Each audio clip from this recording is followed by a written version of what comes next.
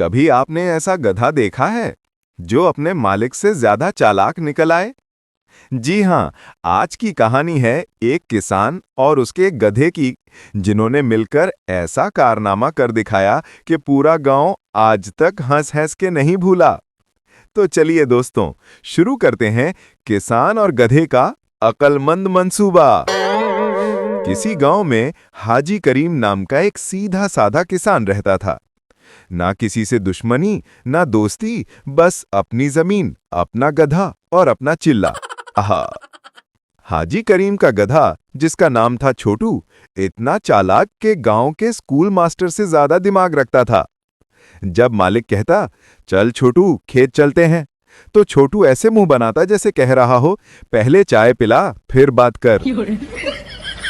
ایک دن کی بات ہے، سورج آگ برسا رہا تھا۔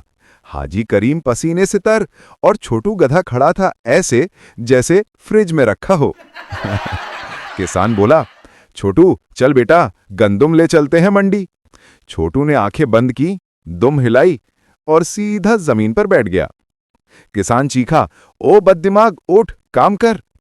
چھوٹو نے موٹی موٹی آنکھوں سے دیکھا اور ایسے منہ بنایا جیسے کہہ رہا ہو، کسان جی مفت میں اتنا وزن کون اٹھائے؟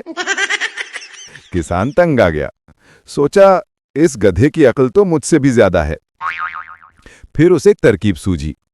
اس نے گدھے کے کان میں کہا، چھوٹو اگر آج کام کرے گا تو شام کو 2 گاجریں بونس میں ملیں گی۔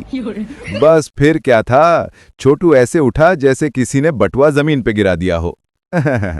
منڈی پہنچتے پہنچتے گدھے نے آدھا راستہ رک رک کے طے کیا، کبھی تھکنے کا ڈرامہ، کبھی پیاس کا بہانہ۔ حاجی سمجھ گیا کہ گدھا آج سیاسی موڈ میں ہے۔ بولا، چھوٹو اب اگر ایک بار بھی بیٹھا نا تو آج شام صرف چھڑی ملے گی، گاجر نہیں۔ چھوٹو نے فوراً اپنی رفتار بڑھا دی۔ اب وہ ایسے چل رہا تھا جیسے کسی نے پیچھے آتش گیر گیس چھوڑ دیا ہو۔ جب دونوں منڈی پہنچے تو گاؤں کے سارے لوگ ہنسنے لگے۔ کیوں؟ کیونکہ چھوٹو نے راستے بھر میں خود کو اتنی گرد میں لت پت کر لیا تھا کہ لگ رہا تھا جیسے آٹا گوند کے باہر نکل آیا ہو۔ ایک دکاندار بولا، ارے حاجی یہ گدھا نہیں، گرد کا پہاڑ لایا ہے کیا؟ حاجی بولا، بس بھائی میرا گدھا بھی اب انٹرٹینمنٹ انڈسٹری میں آ رہا ہے۔ واپسی پر حاجی نے گدھے کے پیچھے اتنی گندم رکھی جیسے گدھا نہیں منی ٹرک ہے۔ راستے میں ایک نالا آیا۔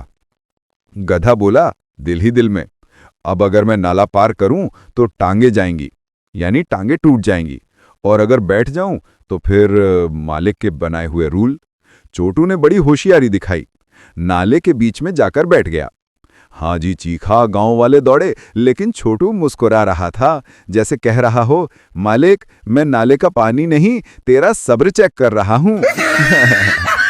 آخر کار حاجی نے گدھے کو منانے کے لیے پانی میں ہی گاجر نکال کے دکھائی۔ گدھا فوراً کھڑا ہو گیا۔ گاؤں والے ہنس ہنس کے لوٹ پوٹ پڑے۔ ایک بولا، ارے حاجی یہ گدھا نہیں، یہ کمینوں کا باپ ہے۔ اگلے دن حاجی نے فیصلہ کیا کہ اب چھوٹو کے ساتھ کام عقل سے کرنا ہے۔